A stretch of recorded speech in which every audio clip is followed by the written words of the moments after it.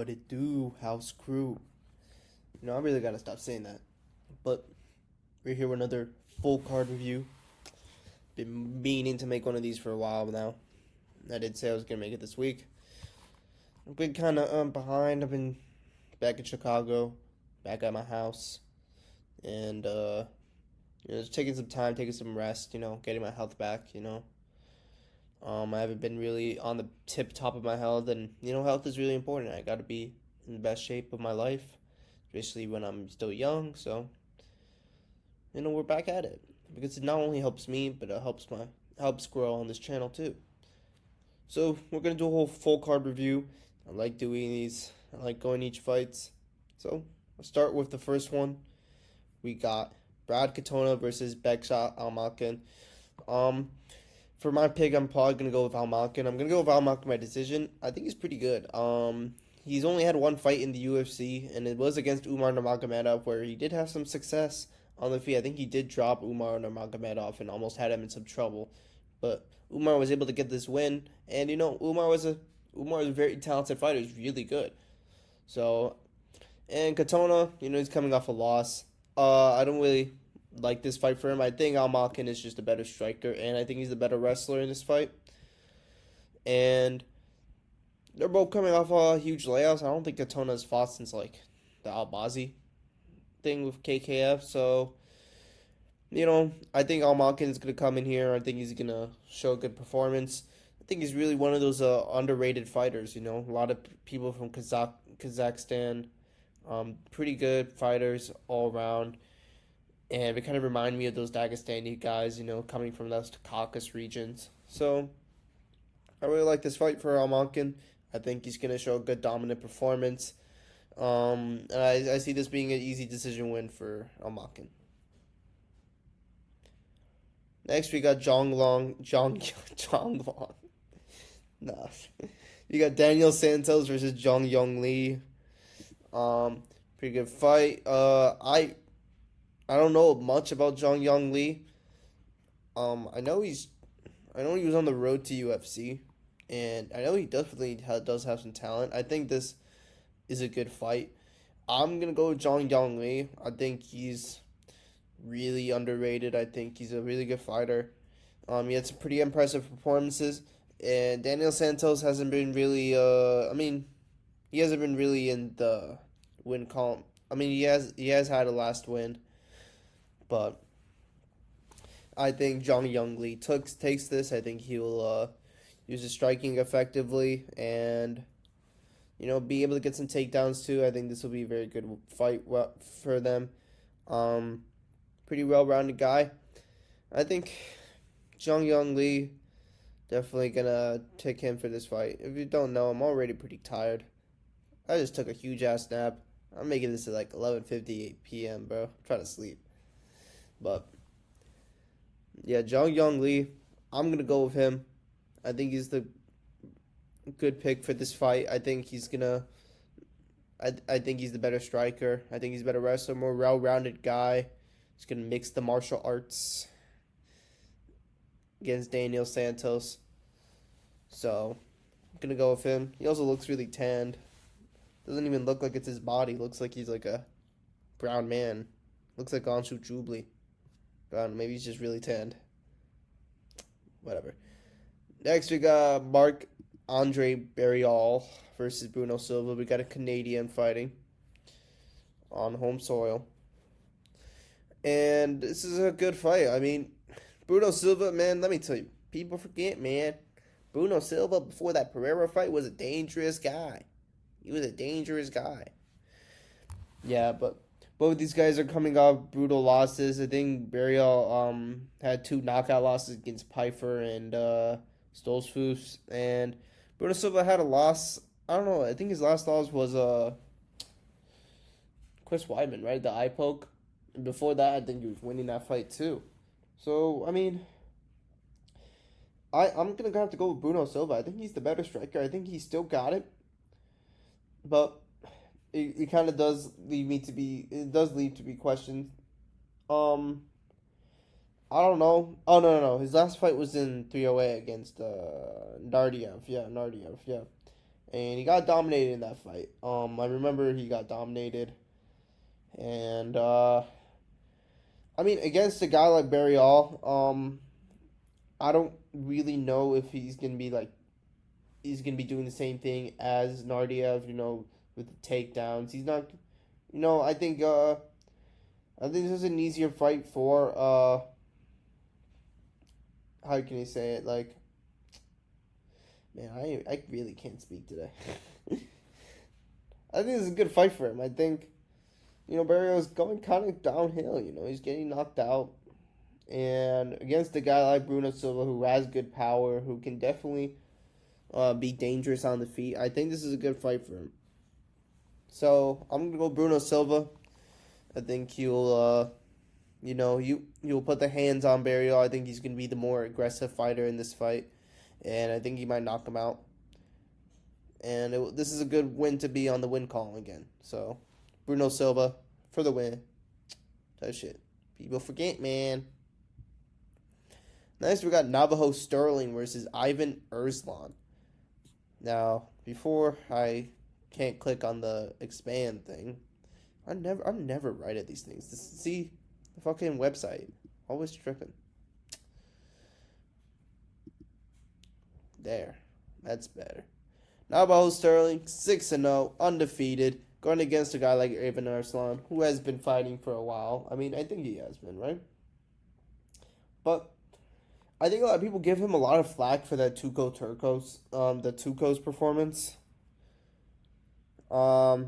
I think, in my opinion, I actually has he been fighting for a while? I think he fought. No, I think I'm confusing with someone else. I think he fought Kudalaba, and there was a split decision loss. I think to him, Navajo Sterling. I think he has a lot of potential. I think this is a good fight for him. I think a lot of people give him a lot of flack for not really having the best performance, but you got to realize that that's like his first fight in the UFC, and this is only his sixth fight as a pro fighter. He had a very impressive win on the Dana White Contender Series against Latu, and he still pretty much had a good win against Tokos. People forget, man. Tokos, man. He's a marauder. I don't know what's with these drill organisms. I think I'm going crazy. But I think this is a good fight for him. I think Navajo Sterling is gonna go put in the pressure. I think he's gonna use his kickboxing very well. I see this being a very good win for Sterling.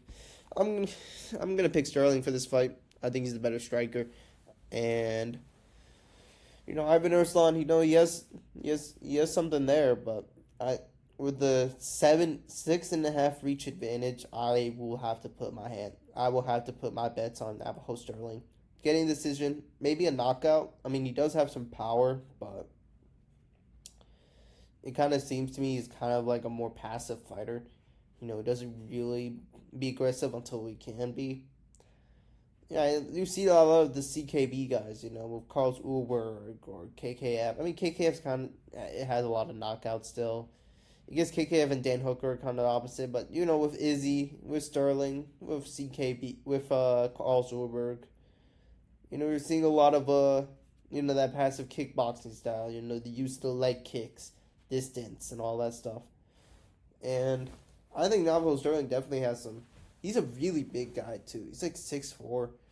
He's really huge. Like, if you saw some of his pictures during his weight cut, it's like, damn, he is huge. He's a huge guy. He's a lot bigger than Ivan Erslan. He has a bigger reach advantage. Like 6.5 reach advantage, which is insane. So I'm gonna go with Navajo Sterling.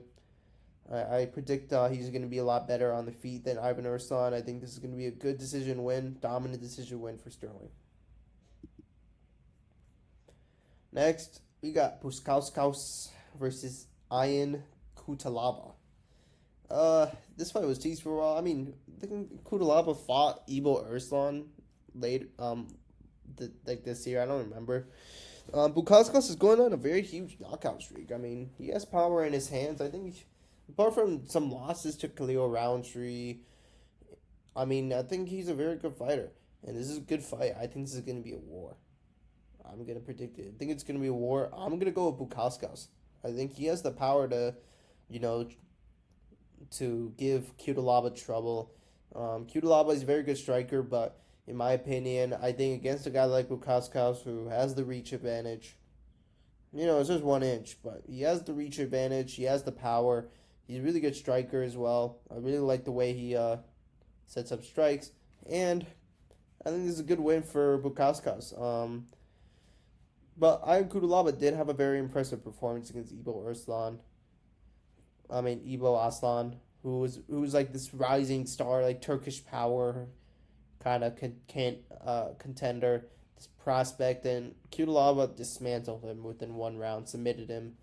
Very impressive performance. Had a good win against Urslan, the other guy, and he had some good fights for Goliath, and he's kind of like a marauder, He's been there with the best, but he's kind of a journeyman at this point. And I think Bukauskas got this. I think Bukauskas will knock out Cutelaba, and I think his power is just not going to be. I think his power is going to be a problem for Cutelaba, so I'm going to go with Bukauskas. Next, we got Jessica Andrade versus Jasmine Jasdavicius. What y'all know about Jessica Andrade, bro? She still got it. Now, a strawweight, if this was a fight at strawweight, I'd give it to Andrade. She has a really good power at strawweight. At flyweight, though, I think this is a good win for Jasdavicius. Andrade is coming off a loss. Was it to Natalia Silva? I think it was, right? They did fight. I mean, I think Jasdavicius is definitely up and coming. Yeah, it was in that Natalia Silva. I think on the feet, I think Andrade definitely poses some problems. With the power, I don't know how it translates at flyweight, but I'm gonna be real. That Natalia Silva was piecing Andrade up. I think Jasdavicius is just gonna have a good performance here. I think this is gonna be a dominant performance from Jasmine. She's the better grappler. I think she'll outstrike. She'll definitely outstrike Jessica Andrade. There's a huge reach advantage as well, 6 inches. I think she's gonna pepper Andrade with some good strikes. I think she's gonna be the one dominating in this fight. This is gonna be a very good fight for Jasmine. I mean, if you look at the height difference, holy shit, 6 inches. I mean, I didn't even realize how small Andrade is. Andrade is kind of like a little mini tank, Not a tank, but like a mini guy, like a mini person. He's small. And at flyweight, I don't think Jessica Andrade is really that good. I mean, at flyweight, I think Andrade doesn't do her best work compared to what she is at strawweight. Strawweight's more smaller girls. That's where she finds more success. But at flyweight, she's not really as good. And I think against a girl like Jasmine, I think this is going to be a very bad fight for Andrade. So I'm going to go with Jasdavicius. I think she's going to be a lot better on the feet, a lot better on the ground. I think it's going to be we're going to see kind of a dominant performance from Jasdavicius. So we're going to do that. Next, we got the feature bout of the prelims. Mike Mallet versus Charles Radke. Now, this is a classic U.S. versus Canada. And people forget, man, Charles Radke's a marauder. No, but honestly, I'm going to go with Radke with this. I know, I think Radke's kind of the underdog in this one. I don't know. I think he is, though. It doesn't show on the UFC website, but I think he is the underdog for this fight. And honestly, I wasn't really so impressed by Mike Mallet's performance in the Trevin Giles fight. I felt like Trevin Giles kind of froze up. He really couldn't do anything. And Mike Mallet was doing good with the body kicks, with the leg kicks. Doing really good with keeping the distance from Trevin Giles, not getting in that boxing range that Giles does really well in. But I felt like that was kind of a close to a win situation. Trevin Giles didn't really do much, but Radke has been having some good performances. Although he did get knocked out by Carlos Prates, who honestly, I think a lot of people give him flack for that, but you gotta realize Charles Radke is a very great matchup for Carlos Prates. He keeps coming forward, and Carlos Prates likes it when you come forward. That's why he struggled against Dean Gary. He was keeping his distance. He was kind of backing up a lot of the fight, just peppering him with strikes. That's how Ian Gary was able to steal the 3 rounds. And when you go against a guy like Radke, Carlos Prates will have more success because, well, he's always walking forward, allows Carlos Prates to kind of read his opponent. And I think Radke is a bad matchup for Mallet just because he has really good power, he has really good pressure. I also don't think Mike Mallet and Radke are that much different in height. I mean, Mike Mallet is 6'1", Radke is 5'9", but they only have a 1-inch reach advantage. It's like, I don't know. I really don't think Mike Mallett's 6'1". I think he's 5'11". I don't think he's that much taller than Radke. And I think Radke doesn't really have that much of a disadvantage against Mike Mallet. Especially with the fact that, like, yes, Mike Mallet can do really good with this distance striking, with the body kicks. He could do that, but I think, unlike Trevin Giles, I think Radke is going to put the pace on Mallet. I think he's going to walk him down. And I think Mac Mallett's going to respect Radke's power. I'm going to go with Radke. I think he gets a KO in this fight. I really do. I think Radke is definitely one of the more underrated prospects in the welterweight division. He's really good, and man, I love his post-fight speeches. And he represents the U.S. We gotta support the boys. But yeah, I'm gonna go with Radke. I think his power is definitely gonna be respected in this fight. I think he is a bad matchup for Mallet. Mallet thrives off people who aren't really as pressuring, who aren't really as they're not active with their strikes, but Radke is. Radke does get that knockout. He does get that finish. He does put the pressure on, and he has the power. I think he could chin Mallet for sure.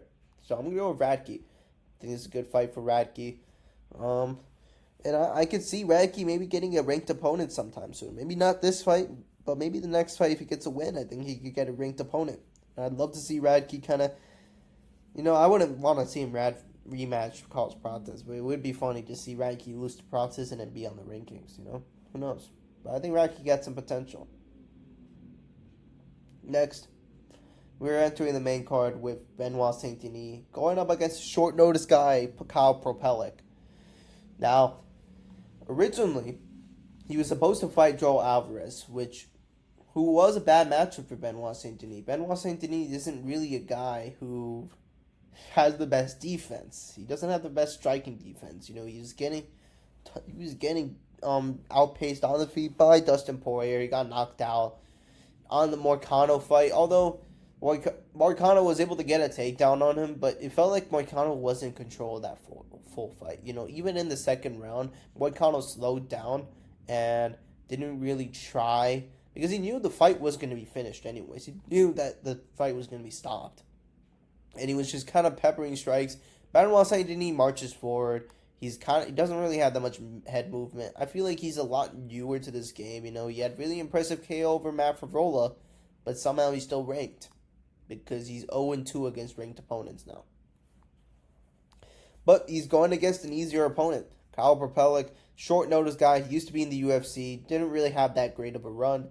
He lost to Austin Hubbard, and he got cut. And he hasn't really been doing so much since. And now he's being called on to short notice. I agree with this. I agree with the minus 1,000 favorite. I wouldn't say minus 1,000, but I'd agree that he should be a huge favorite in this fight. Benoit Saint Denis is on the full camp. He has been training against a striker who Kyle Propelic is, and he has the reach advantage. He's a lot powerful, and I think Benoit Saint Denis can get an easy win with here. I think it's going to be a dominant performance. I see him getting the knockout in this fight, for sure. I think he's going to get a knockout in this fight. He's going to pressure Kyle. So, it's a good fight for Benoit Saint Denis. They're going to give him that easy win. I really don't get why he didn't want to fight Gamrot. I also don't get why Gamrot's fighting an unranked guy. I don't know what is going on in matchmaking. Maybe they just don't like these guys. But Yeah, rejecting a fight with a higher ranked opponent. I don't know why. Maybe it's because Gamera, he doesn't want to fight Gamera on short notice. Gamera is a very tricky guy. So, yeah, I think he's gonna have a good win here. It would be nice to see him in the win column again because at least it kind of justifies defending his ranking.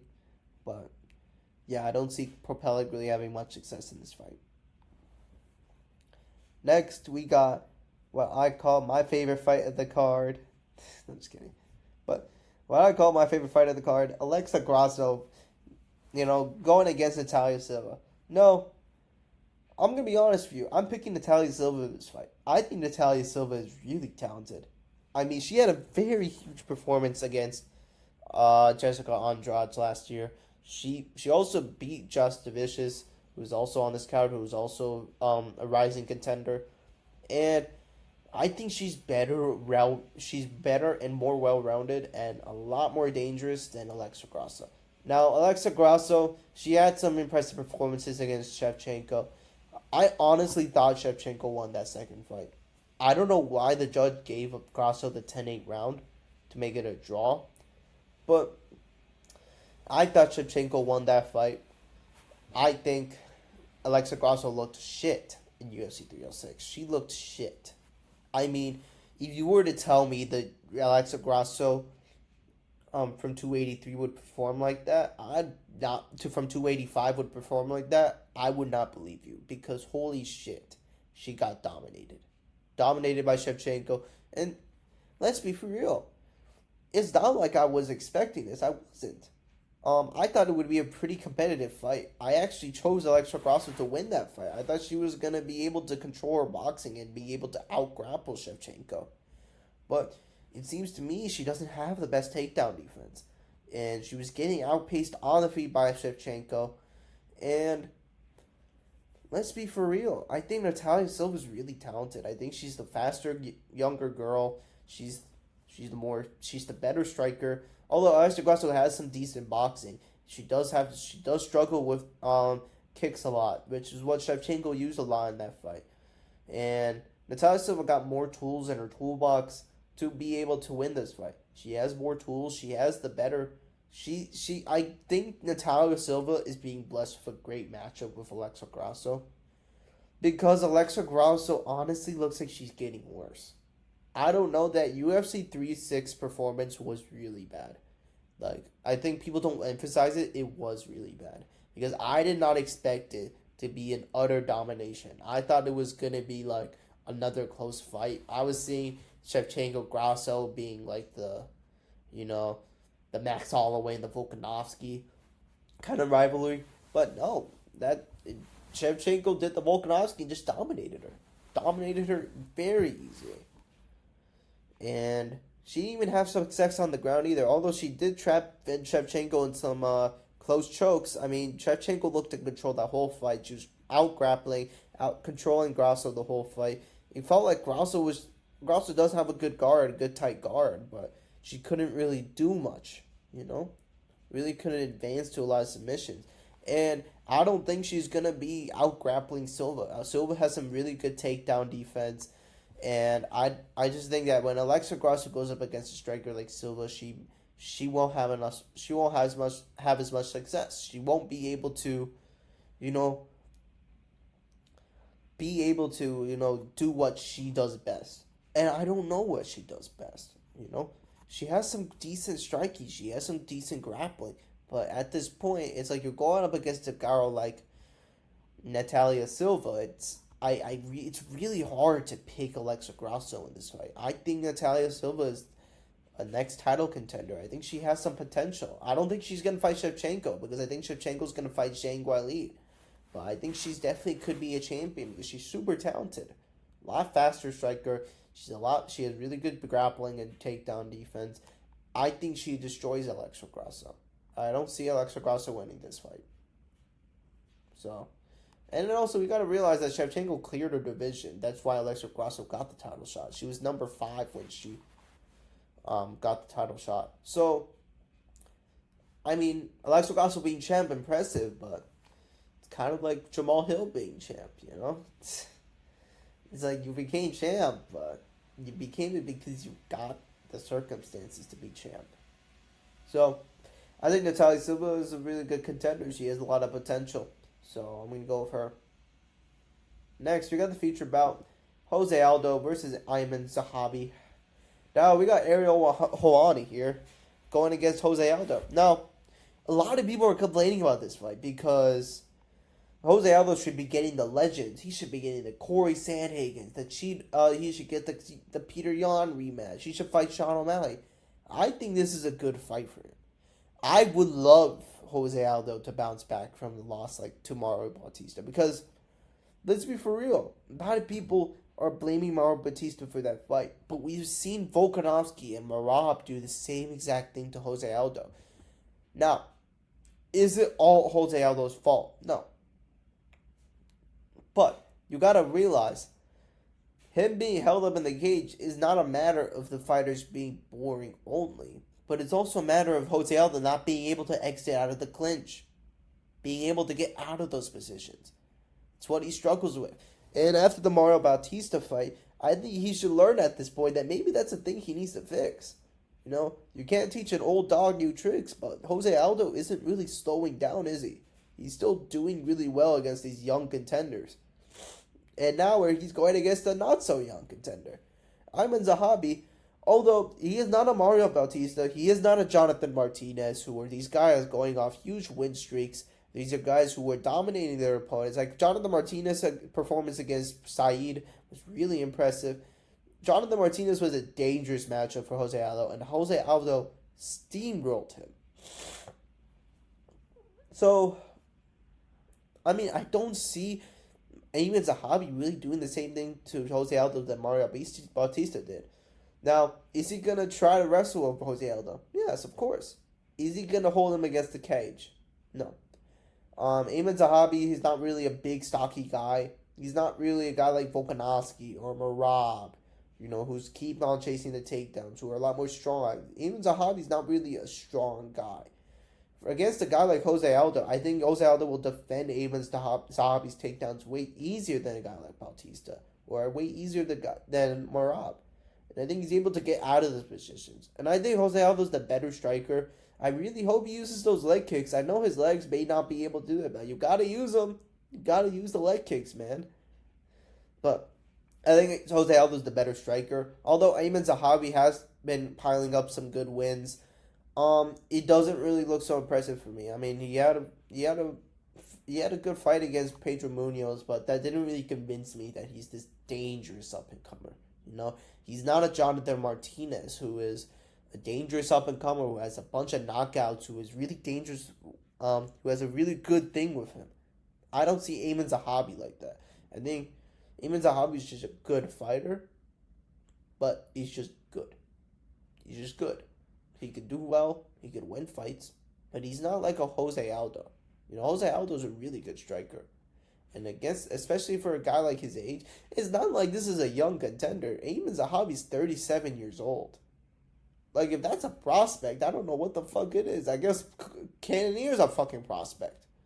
But no, 37-year-old prospect, like, you gotta be kidding me, bro. I mean, people are saying Jose Aldo might be 40. I don't know if that's true. I know the favelas and where he came from, they don't really have the best medical bookkeeping.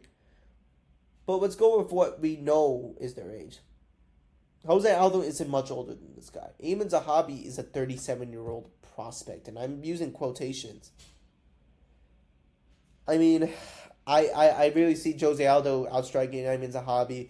I don't think Ayman Zahabi is going to have as much success taking him down. I don't think he's going to have as much success holding him against the cage. And I think Jose Aldo should have learned by now that maybe getting held up against the cage isn't the best way to win the fight. I think Jose Aldo is going to be much more aggressive with his striking. I think he has really good boxing. I think this is the best striker Ayman Zahabi has faced. So, I mean, I think this is a real fight. I think I like this. He has the reach advantage too, 1.5 reach advantage. And he has the more power. He has the experience too. I think he has the experience to go up against these guys like Zahabi.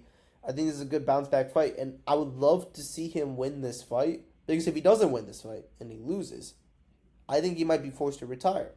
But if he wins this fight, that does open up some matches with maybe Henry Cejudo. Maybe we could see him go fight Song Yadong. We could see him fight Corey Sandhagen. I would love to see him fight a Corey Sandhagen or Henry Cejudo. Those are really good fights, like a legacy fight for Jose Aldo, where it's like, I have this name on my resume. We need that fight for him. Instead of him fighting these young contenders, but I'd rather he fight these young contenders than just get destroyed by the elite.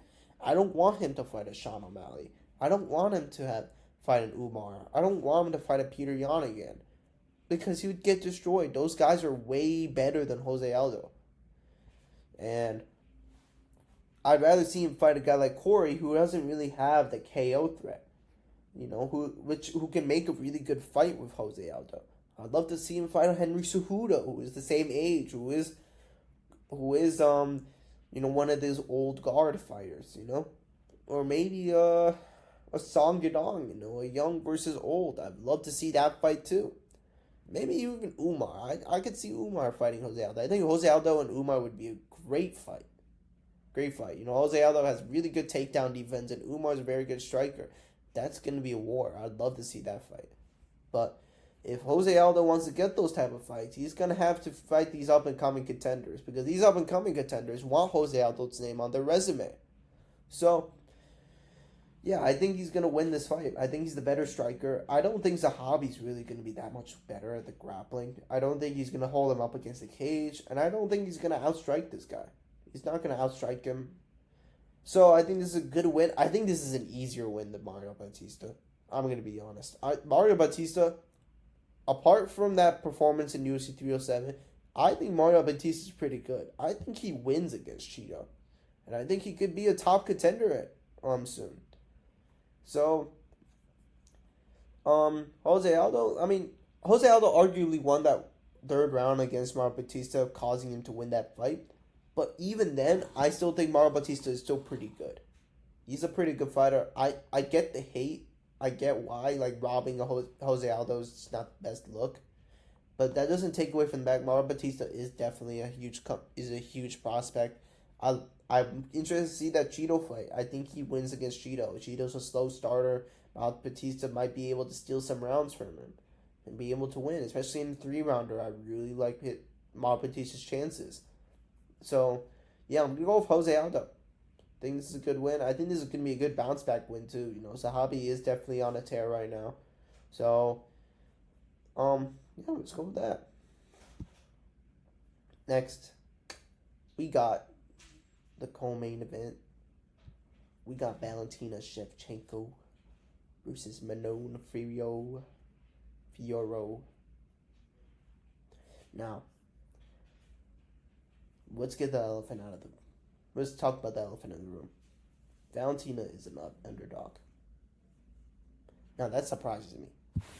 Although Manon Fiorot has had impressive performances against Erin Blanchfield, she had an impressive performance against a lot of other contenders.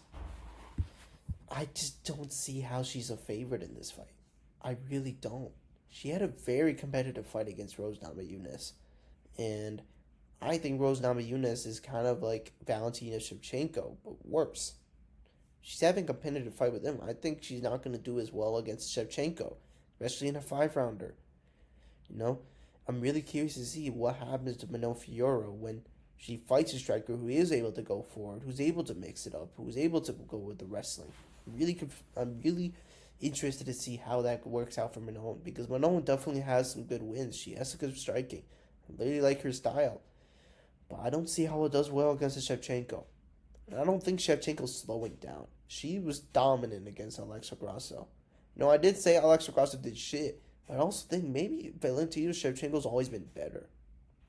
I think she just learned and she got better, and she was able to win against Alexa Grasso, who probably was performing at her best, but she just got dominated because Shevchenko's the better fighter. And I get why she's the underdog, because she is getting older. Manon is 32, Shevchenko's 37, but it doesn't look like Shevchenko's slowing down in this fight. In right now, I don't think age is a problem for her. I think she's actually still getting better. I think she's still really good, and it shows in the flyweight division there are some good contenders. I think Shevchenko is still above them in levels. She still levels above a lot of contenders, and I don't think Manon Fiorot is going to be the person to take out Shevchenko. I honestly think Natalia Silva might have a chance to take out Shevchenko. I think Wei Li has a chance to take out Shevchenko, but right now I think Shevchenko beats Fiorot. I think she beats her pretty convincingly. I see this being a dominant fight for Shevchenko. I think she's going to mix it up. Although Fiorot has some good takedown defense, I think Shevchenko's wrestling has been getting real good. She was taking Alexa Grasso down with ease. And her grappling has been better. Like in the 285 fight, she got submitted. But in the UFC 306 fight, and even the UFC Noche fight, she had the second fight with Alexa Grasso. I felt like Shevchenko kind of figured out Alexa Grasso. And I thought she won the second fight. She definitely won the third fight. I'm glad she did, because that second fight was kind of full of question marks. I didn't think it was a draw. I thought it was 3-2 Shevchenko. So, yeah, I mean, her being a favorite in this fight, man, I don't see it. I just don't see it. I don't see Shevchenko slowing down. I mean, there's girls like Amanda Nunes and Shevchenko and Wei Li, These girls are getting up there in age, but they're still levels above their division. I think Amanda Nunes can still beat and destroy someone like Pena or Kayla Harrison. I think she still destroys both of those people.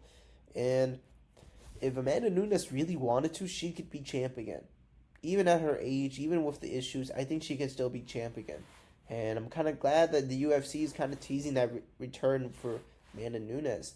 Maybe the winner of Pena versus Harrison will fight Nunes. I'd love to see that fight, because I think Nunes beats both of them. And I think with Shevchenko too, I don't think her being 37 is a factor in this fight. I don't think she's slowing down. She in UFC 3, and I'm really surprised too. In UFC 306, she just dominated Alexa Grasso 50-45 easily. I know she did a lot of grappling, but it wasn't like if she was stalling her against the bench. She was controlling Alexa Grasso. She was the one outstriking Alexa Grasso. Alexa Grasso had no success in no area. And I mean, in the Rose Namajunas fight, Manon made it very competitive. I think Rose is a worse version of Shevchenko, and I think Shevchenko can easily win this fight. I think Shevchenko's only getting. I want to see she's getting better, but I think she's still very good. I don't think age is slowing her down now. She's 37, but she's still pretty good. So I'm gonna go with Shevchenko. I'm gonna go Shevchenko by decision. I think she's gonna dominate Fiorot. I think Fiorot might have some success on the feet. Land some good shots in the first couple of rounds. But I think Shevchenko is going to be the one taking over. She's the one with the 5-round experience. She has been fighting 5-rounders for years now. Fiorot is just entering her first 5-rounder. Or second. I think she had a 5-rounder against Blanchfield. Yeah. But, yeah, this is only her second 5-rounder. And although Blanchfield win was a very good win, I think Shevchenko takes this. I'm going to go with Shevchenko. I always go with Shevchenko. I chose Shevchenko in our last 3 fights. Next, we got the main event. We got Belal Muhammad versus Jack Della Maddalena. Now, this is a very interesting fight, because originally it was supposed to be Shavkat fighting Belal Muhammad, but Shavkat has an injury. Now he's waiting, and it appears that Shavkat's still going to get the next title shot, which, do I agree? Yes. Do I still agree with the fact that there's still Buckley, who could beat Usman? There's Brady, who just beat Leon. There's Ian Gary. I'm going to say Ian Gary. Ian Gary doesn't deserve shit. But there's still these good contenders up there. And Jack Della Maddalena gets a shot. I think this is a hard fight for Belal. I think this is a way harder fight than Leon. If you rewatch that fight with Leon, it was not a domination from Belal Muhammad. I know a lot of people like to throw that word around.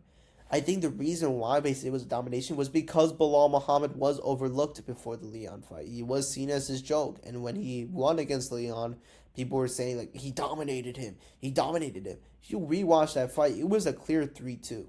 I gave 2 rounds to Leon. I watched it again. I still gave 2 rounds to Leon. I think he still won rounds 3 and 5. And although Belal Muhammad had some really good takedowns, he was controlling Leon. Leon was reversing a lot of those control times. He was reversing Belal a lot. He was able to get on Belal's back And I thought round 4 was pretty close. I think round 4 could have gone to either person. I know it went to Belal because he had more control time and he did outstrike Belal and Leon in most rounds. But Leon landed some good hits. Belal Muhammad had a really good uppercut that rocked Leon for a bit, but Leon landed a good head kick, landed some good strikes on him as well. I thought it was a very close. I thought it was a fairly close fight. I thought it was a clear win for Belal, but I thought it was a close fight, a competitive fight, like a Marab versus Umar. It was obvious Marab won, but it was still pretty competitive. So I don't think it was a domination bone for Belal, and I think unlike Leon, Jack Della Maddalena has that go energy. He has that finishing instinct. He is dangerous whenever you're on the feet with him. On the ground, if Jack Della Maddalena escapes, he can knock you out. He can get a really good knee on you. He can hit you with a good uppercut. Against a guy like Jack Della Maddalena, I think Belal Muhammad is going to have a tough matchup. I think a lot of people are overlooking Jack Della Maddalena. I think he wins this fight. In a 5-round fight, I think he wins. Although Belal Muhammad could probably take down Della Maddalena and control him. The fight started on the feet. Is Belal Muhammad going to be on this ego trip to try to outbox Jack Della Maddalena? He always keeps saying he has better hands than Canelo. He's the best boxer in the UFC. And now he's going against what people consider is the best boxer in the division. Now, is he going to strike with him? I think striking with Jack Della Maddalena for Belal is a horrible idea. Because you look at the Leon fight. Belal Muhammad, whenever he tried to enter on Leon, you could see his chin was in the air. He had a very low guard. It's like he was just rushing in, and although Leon was able to capitalize on that and get some good strikes in, Belal's pressure was overwhelming Leon. Leon needs distance. He needs some space to work. Jack Della Maddalena is a boxer. He works really well in the boxing range. He can scrap with anyone. Against Leon, Belal had more success because his pressure is a weakness for Leon. Belal's pressure for Jack Della Maddalena isn't that much of a weakness. Now, I think Jack Della Maddalena is going into this fight with a lot of expectations, thinking that he's going to get ragdolled because he got ragdolled in the Burns fight. Did he get ragdolled, though? It was 1-1 going to round 3. You could say, although the judges gave round 1s and 2 to Burns, I thought round 1 went to Jack Della Maddalena in terms of damage. I thought Jack Della Maddalena landed the better shots, and I felt like Burns' takedowns didn't really do much, Although Burns in round 2 and 3 was able to get takedowns on him, it was like, I didn't feel like he was really threatening Della Maddalena on the ground. He wasn't really controlling him that much. And especially for one broken arm. He had one broken arm in that fight too, so that explains a lot of why maybe he wasn't doing so well on the ground. But Jack Della Maddalena's scrambling was really good in that fight, especially when he did the whole roll. He got out and then he kneed Gilbert Burns when he tried to go for a takedown. I think something similar happens to Belal Muhammad. I think if Belal Muhammad is going to go with this wrestling heavy game plan, he's going to have to make sure he's careful against a guy like Della Maddalena who could spark him. Let's be for real. Belal Muhammad, he has some really fast hands. But you could tell in a lot of his fights, he does get caught with a lot of things. Whenever he rushes in, he closes the distance. He leaves his chin up there. And that's a very dangerous thing to do against a very technical and powerful boxer like Della Maddalena. Now, call me a Leon fan. Call me a Belal Muhammad hater. I am picking Della Maddalena to win this fight. I think Della Maddalena catches Belal. I think Belal is not really going to have as much success. And it says both of them are the same height. I really fucking doubt it. You look at the face-off. Either this guy is 6'1", or this guy's 5'9". And I'm believing that Belal is 5'9". Belal, I'm 5'9", too. I'm not going to say that's short, am I? But let's be for real. He's not Maddalena's height. And Maddalena has the reach advantage. And he has the power advantage. He's a way sleeker boxer. He has really good body work, which is really well against a guy like Belal who keeps his hands up in the air. He kind of rushes in, doesn't really guard his body as much. He's getting hit by those body kicks by Leon too. So, if he's going to scrap up Jack Della Maddalena, I think he's going to get knocked out. he's gonna get knocked out. And Del Maddalena finds chins. Again, especially a lot of people give him flack for the Kevin Holland fight because of a split decision. But let's not act like Kevin Holland's one of the more tricky strikers because he's so long and rangy. Of course, it's hard to strike with a guy who has a huge reach advantage on you. Kevin Holland has an 80-inch reach advantage. He's had a 7-inch reach advantage on Del Maddalena, but Del Maddalena was still able to close the distance and land some huge shots on Holland, outboxing him in a lot of exchanges. And although it was a pretty good fight between them and it ended up in a split decision, I clearly thought Del Maddalena won that fight. And against a guy like Belal, I think Belal is a lot easier of a striker for Del Maddalena compared to a Holland. And then you look at the Hafez fight. Hafez fight was also really close too. But you gotta realize, like, come on, bro. Let's be honest. Hafez was probably on roids. They don't test a lot in the regional scene. He was on roids in that fight. Maybe not in that fight, but he definitely had something. Maybe he had the whole hit kitchen sink in there. But with the excuses, I'm not going to try to give excuses. I do know Della Maddalena probably will get taken down by Belal Muhammad, especially in the early rounds. I think Belal Muhammad might be able to. Will just try to pressure Maddalena and get the takedown. But I don't think Maddalena, unlike Leon, I don't think Della Maddalena is going to be so reluctant to finish a fight, you know? Although Leon did have some success on the feet, it did feel like he was being a lot more passive than he should have been, especially against a guy like Belal. Felt like Leon could have done more, especially when he was reversing those positions, when he was getting out of there. He could have done more, and it felt like he didn't. You're not going to see that with Della Maddalena. You're not going to see that Leon spirit of just trying to coast through a fight, trying to barely win, you know? Della Maddalena goes for chins. He goes for finishes. That Randy Brown finish, going there, like, he's a dangerous guy. He's a guy you do not want to make a mistake in front of, like Burns did, going for that takedown right after not getting separated, but right after Della Maddalena got up, he went for the takedown, and then Maddalena need him. He needed him in the face, and it looked like, and let's be real, in that Burns fight, Burns was trying not to strike with Maddalena. It looked like Maddalena was hurting Burns with a ton of strikes, and when after his arm got broke, it became a lot closer, and it became on the ground. It was a lot easier for Burns to control him. I don't see that happening with Belal Muhammad. And there is rumors about him having staff. I mean, I know Chael Sonnen made a video about him having staff. I don't know if it's true. I don't think it's true. I think he might not have staff. But even if he does have staff, even if he doesn't, I think JDM wins this fight. I'm picking JDM. I think he gets a TKO. I think I'm going to go with round 3. I'm going to go round 3, round 4. Between those two rounds, I'm going to go round 3 or round 4 KO. I think he catches Belal. I think he's going to catch him with either a really good knee while he's entering for a takedown, or he's going to catch him with some really good body work. I think the body work is going to give Belal a lot of trouble. That's what Jeff Neal did. Jeff Neal was able to put the pressure on Belal, use the body work, and be able to defend the takedowns. If JDM does the same exact thing, I think this is a good win for Belal. I mean, good win for Della Maddalena. So, I'm going to go the underdog pick. Isn't really that big of an underdog, though. I thought he would be a bigger underdog. But plus 170, not that big.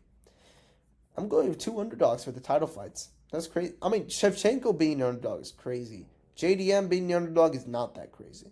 Because he's only had 5 wins in the UFC. But I think JDM is a dangerous man. I think he has the tools to knock out Belal Muhammad. I don't think Muhammad's outstriking him. He was able to outstrike Leon because Leon relies on distance. He doesn't do well when a fighter's pressuring on him, And Belal got fast hands, but JDM got power. He has power. He has really good boxing, really good combinations. He's a slick boxer as well. Really good defense, really good body work. He's a better striker all around than Belal Muhammad. And although the ground game is a bit suspect for Della Maddalena, I think Della Maddalena can actually outscramble. And he got Craig Jones in his corner. I mean, you saw with the Volkanovski fight, Volkanovski was able to outgrapple Diego Lopez in a lot of that fight. Not a lot of the fight, but he was able to take Diego Lopez down and land some ground and pound. I think Craig Jones in his corner could definitely be the factor in this fight. I think people are overlooking JDM. You know, people are saying this is an easy title defense. I don't think it is. I think Della Maddalena's a dangerous guy on the feet. And he's a big guy. He's a big guy, big, strong guy. And I mean, it's not like Bilal Muhammad is his active fighter. He's still come. I mean, Maddalena fought only 2 months before Bilal, and since then we both haven't fought for like a whole year. So yeah, I'm gonna go with JDM. I think JDM gets this done by TKO. Anyways, that'll be all for this full card review. Yeah, going with two underdogs, but I'm looking forward to this fight. I think the Muhammad Della Maddalena fight will be fun. I think it'll be a good, interesting matchup. I think a lot of people give a lot of flack to Muhammad, but Muhammad does have that will to win. He does have that underdog spirit, and I like his mindset. He's also from Chicago. You know, he represents us. Represents us, bro. He's that Chicago guy, the Chicago Grim Reaper right here. But I think Della Maddalena takes this. I think Shevchenko takes it. I think we're gonna see two underdogs win. You know, I haven't been wrong on the underdogs. I told y'all Marab was gonna dominate Umar. Told y'all RDR was gonna show levels in the bow fight. Both underdogs. We're gonna make this 4 out of 4 now. Fuck it. Let's go. All right. See you in the next one.